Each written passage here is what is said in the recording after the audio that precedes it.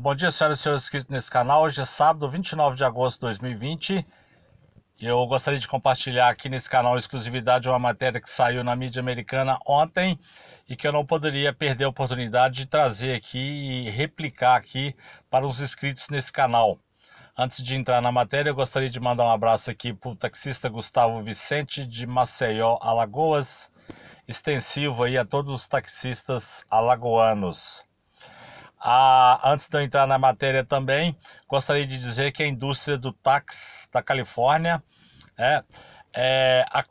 acusa o prefeito, então prefeito em 2012, Ed Lee, né?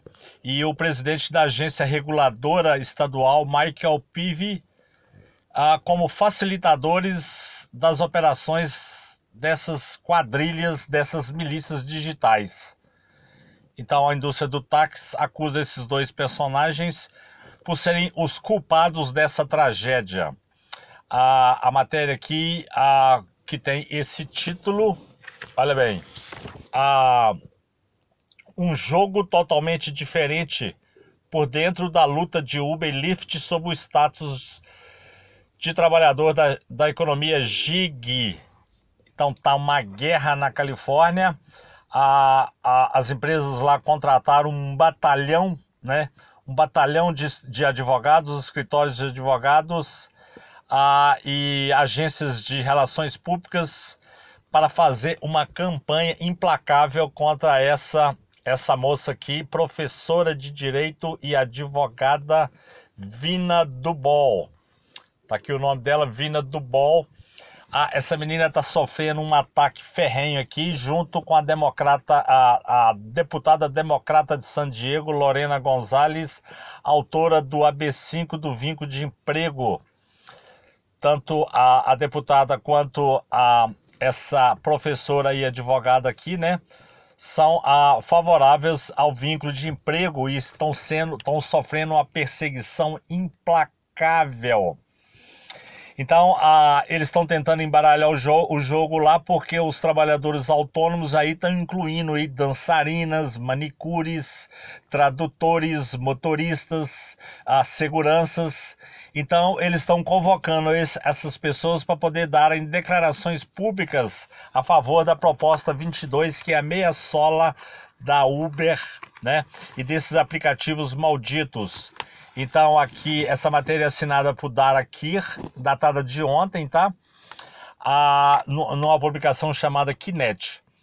E a Vina Dubol é professora de Direito Trabalhista da Universidade da Califórnia, Hastings College. Aqui diz o seguinte: Rodrigues Estratégias é uma empresa de relações públicas, é uma das dezenas de empresas contratadas aqui, estão botando dinheiro aí a rodo para poder virar o jogo. A Baker Castillo e Fairbanks diz, isso aqui é outra empresa, tá? Diz em seu site que um de seus serviços é atraente para o interesse próprio de grupos terceirizados necessários para virar o jogo. Transformamos as coalizões em exércitos de base, criar um exército aqui de pessoas e grupos para poder combater o vínculo de emprego, dando aos aliados as ferramentas para tornar mais fácil para eles agirem e influenciar os resultados das políticas públicas. Eles formam verdadeiros bandos. Pelo menos 10 das firmas de relações públicas contratadas pela Uber, Lyft, DoorDash e Instacart dizem que a mídia social ou a formação de coalizões fazem parte de seu conjunto de habilidades. Vina Dubol parece ter se tornado um alvo em uma campanha complexa envolvendo assédio na mídia social, artigos de retirada em sites conservadores e ações de pelo menos 2 firmas de relações públicas contratadas pela Uber. Uma dessas firmas de relações públicas, a MB Public Affairs, com sede em Sacramento, apresentou uma longa solicitação de registros públicos em 28 de julho para correspondências de Dubol por e-mail, com 130 outros ativistas trabalhistas, acadêmicos e líderes sindicais. Pediu à universidade que liberasse a que liberasse as informações dos e-mails que ela enviou. É claramente uma campanha coordenada, diz a William Fitzgerald, que atualmente dirige uma empresa de defesa e estratégia chamada The Work Agency. O que a Uber está fazendo agora com isso é muito pior do que qualquer coisa que já vi. É um jogo totalmente diferente. Se as duas empresas forem obrigadas a reclassificar seus motoristas como funcionários na Califórnia, eles perderão centenas de milhões de dólares anualmente, diz uma análise da Barclays. Quando a lei do AB5 foi sancionada em setembro passado, a Lorena Gonzalez disse que um de seus objetivos com o projeto era de que a Califórnia estabelecesse o padrão de proteção aos trabalhadores da economia gig em todo o mundo. Então aí ficam os infelizes aí me perguntando por que eu fico falando de notícia dos Estados Unidos. Tá aqui a explicação então aqui da democrata a Lorena Gonzalez.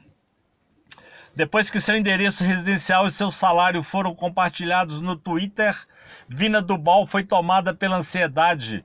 Ela disse que se preocupava com a segurança de sua família e não sabia por que estava sendo atacada de forma tão implacável. Ela relatou o incidente para a polícia local, que disse que começou a circular a casa dela para lhe dar proteção. Ela também pagou $600 a uma empresa de análise forense digital para limpar suas informações pessoais da internet. Invadiram o Twitter dela, tá? Pegaram o endereço dela, o nome do marido dela, o empregador do marido e começaram a perseguição implacável. Em resposta, Dubal disse que começou a bloquear pessoas do Twitter.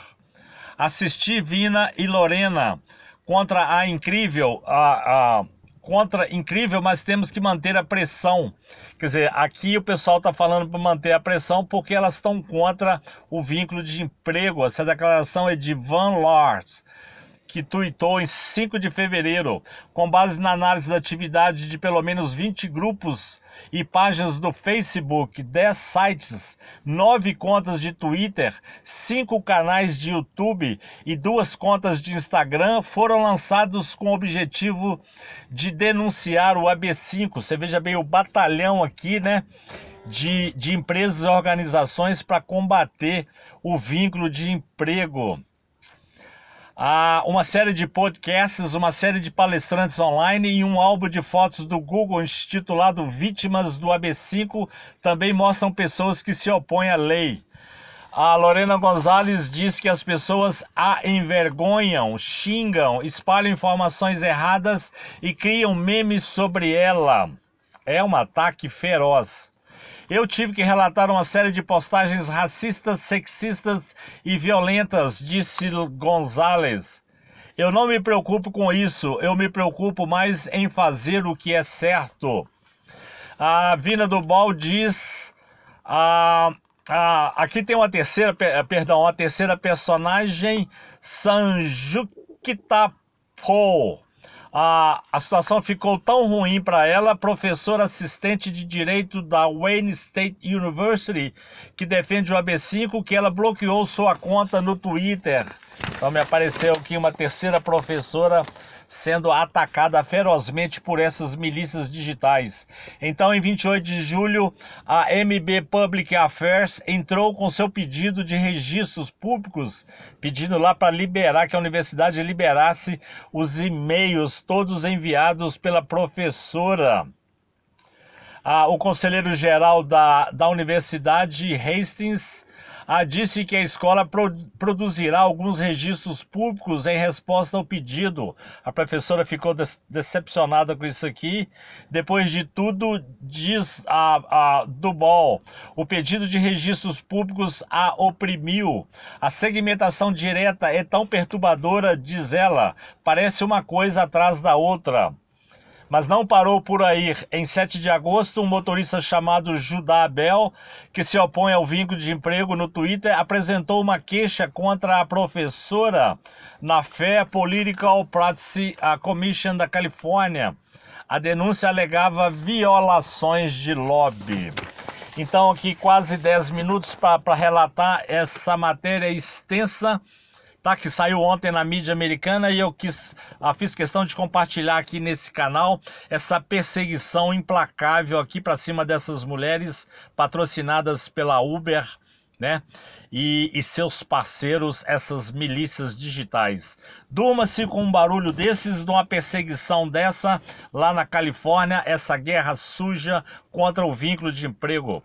Se você gostou desse vídeo, dessas informações, deixe seu like, podendo por gentileza, inscreva-se nesse canal. Tenha um bom fim de semana, muito obrigado.